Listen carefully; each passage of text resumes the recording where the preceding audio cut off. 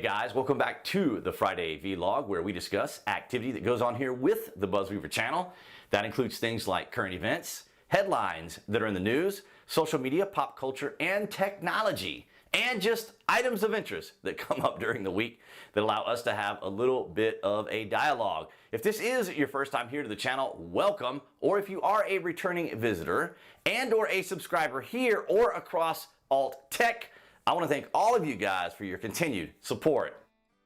Starting it off with CBS News, Minnesota Channel 4 WCCO. Derek Chauvin trial live updates from day 3. Minneapolis Supreme Court denies Chauvin review of third-degree murder charge. 5th juror seated. Now, it's important to note here that the George Floyd case is known pretty much throughout the world. So jury selection is going to be quite complex and quite challenging. It could be argued that we have not seen this level of protest in the United States, Canada, UK, and Europe since the 1960s. And as we understand it, there is at least 2,000 National Guard in Minnesota as this is taking place. So we now go over to the Star Tribune, and we'll take a look at what some of the charges are. What are the charges against ex-Minneapolis police officer Derek Chauvin in the killing of George Floyd? So first we have, what is second-degree unintentional murder? For a conviction of second-degree unintentional murder, the state's prosecutors will have to show beyond a reasonable doubt that Chauvin caused Floyd's death while assaulting him. This is the most serious charge and carries a presumed sentence, in this case of 10 3/4 years to 15 years. What is second-degree manslaughter? In order to convict Chauvin of second-degree manslaughter, prosecutors will need to show beyond a reasonable doubt that he was negligent and took an unreasonable risk with Floyd's life when he restrained him, and that his actions put Floyd at risk of death or great harm. So that can carry up to 47 to 57 months. Wasn't Chauvin also charged with third-degree murder? Initially, Chauvin faced an additional charge of third-degree murder, but Cahill dismissed that charge and denied a request from the prosecution to reinstate it. The Minnesota Courts of Appeals ruled Friday that the judge was wrong to refuse reinstating the third-degree murder charge and sent the case back to Cahill for consideration. So we can see some of the charges here, but I think that regardless of the outcome, and we've talked about outcome a great deal, because we know that in the United States, for the left, for the progressives, we know that it isn't always about the Constitution, the Bill of Rights, or our laws, but outcomes. And if the outcome isn't what they want, then there could be potential riots. But I would argue, as many have said, regardless of the outcome, whether he's found guilty and maybe to a lesser charge of, say, like involuntary manslaughter, then there'll be rioting. Or if he is convicted of something, there will still be rioting because, of course, for there to be justice, there must be a form of retribution. And I kind of say that sarcastically a bit, but sometimes it isn't always about the outcome, the facts of a trial, but whether or not the perceived victims, as it were, or those who believe in the, or perceive there are injustices within our system, if they are not satisfied, they will riot regardless. And so those are the concerning things about this case, and kind of what the concerning things about, our current social situation here in the States. Now, speaking of social situations, we go to a bit of entertainment news from Variety.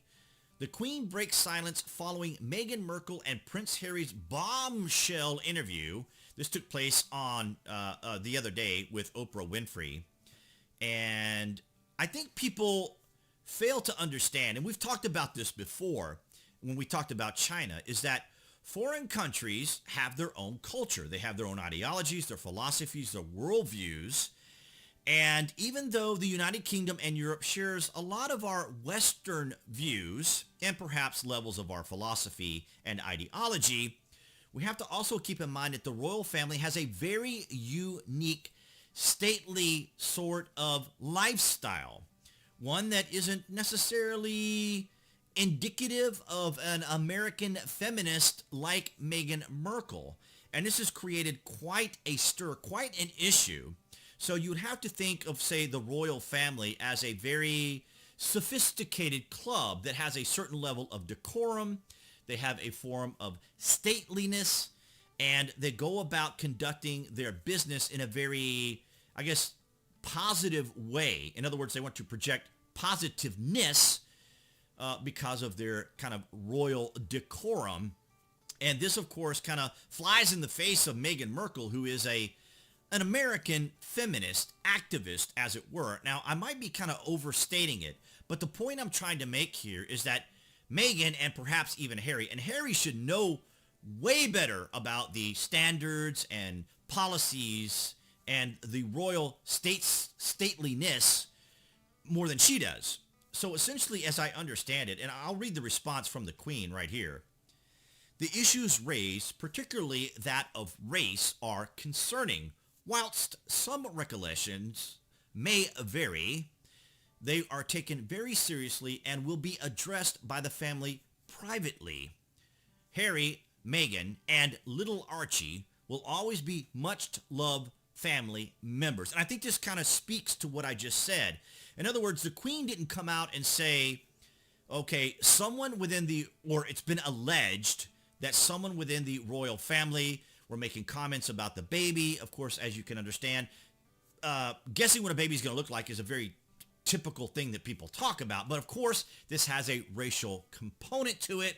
And it was kind of an embarrassing thing to the royal family because, as you can see here, the Queen puts a very positive face on what is a very damaging accusation by the royal family because, of course, again, they can't be seen as having these faults or particular issues. And we see that here in the United States here. The left can't always accept the fact of how great our nation is. They don't show the level of respect, the level of dignity, the level of pride in our country because they always have this grudge, this anger, this angst that America was founded by exploiting the Native Americans and bringing slaves here to work the land. And they just can't get past the fact that, yes, we had a very difficult and,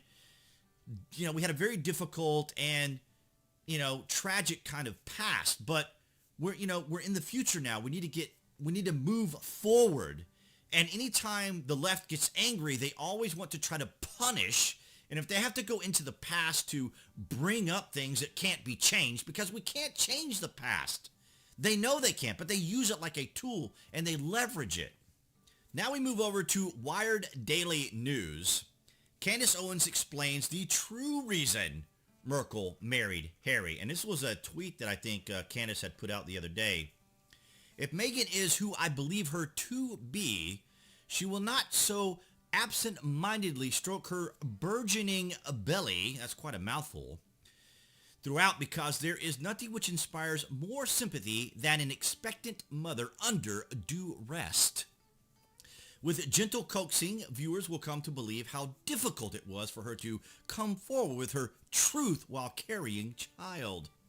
This statement of hers was attacked via Twitter by Markle's friend, actress Chrissy Teigen, the wife of famous singer John Legend. And I guess they had to qualify it by mentioning John Legend in case people didn't know who Chrissy Teigen was, saying that she could eventually have a miscarriage over the drama in her life. Now, I know I'm a bit sarcastic and cynical and snarky at times when I do some of these read from these particular articles.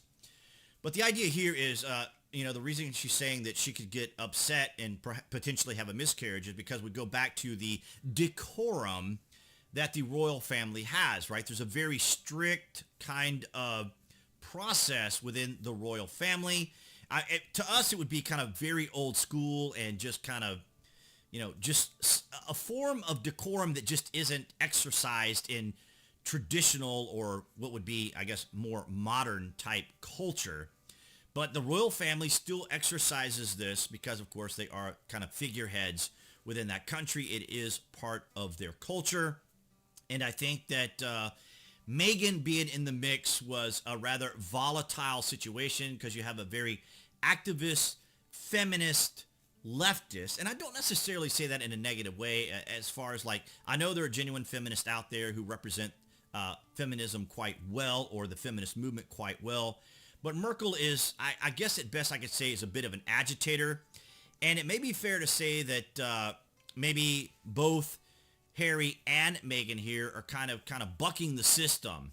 No pun from Buckingham Palace, but they're just kind of, rabble-rousing this situation as though they're trying to be the most woke of the woke that they can be, part of that, not necessarily cancel culture. They're not trying to cancel anyone, but what they're trying to do is very much what the left does here in the United States, and that is point out all the flaws, the difficulties, the tragedies that, like our country had when, for example, when our forefathers came here, and of course, yes, they interacted with the Native Americans. It was quite awful what happened with that, and they brought over slaves. And, the left always likes to bring up these types of topics because they can leverage it, because we can't change the past. So it's a very convenient little leveraging point for them.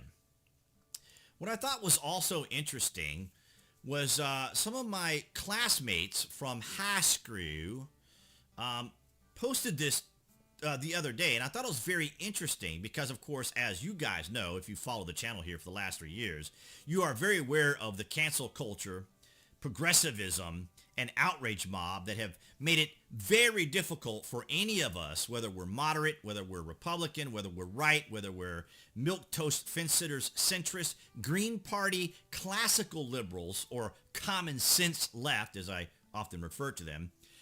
They have made it very difficult for us to do our work on YouTube because everything is either fact-checked or questioned, or if it doesn't meet up to the standards or ideology, philosophy, or worldview of the left, then we could be demonetized, deplatformed, our work could be suppressed.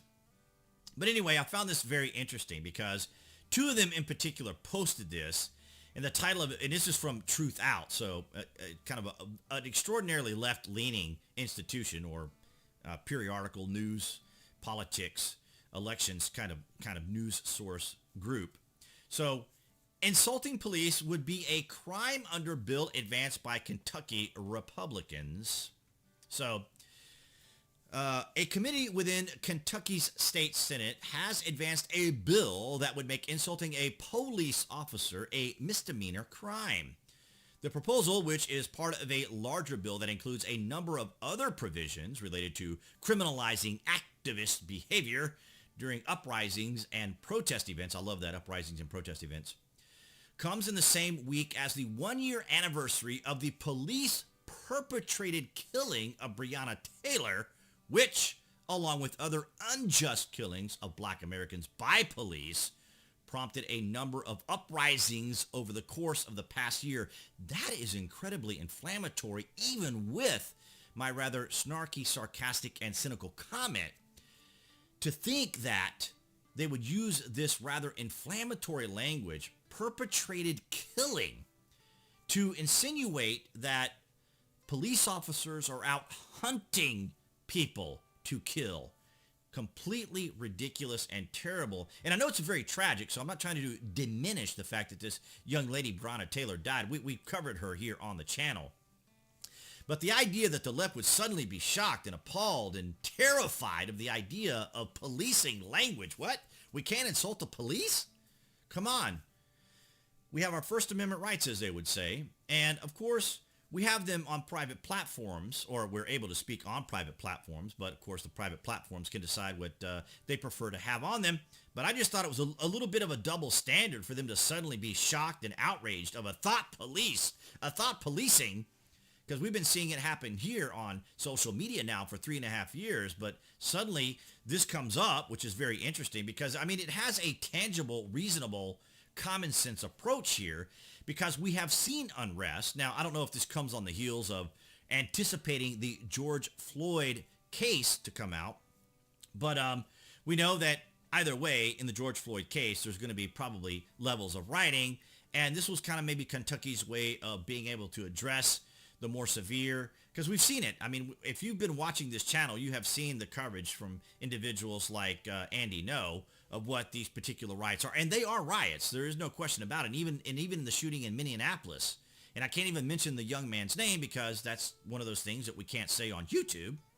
So, but nonetheless, guys, I just thought it was kind of very interesting that some of my leftist schoolmates were outraged by the fact that there's thought policing that could potentially happen that may go against their particular ideology.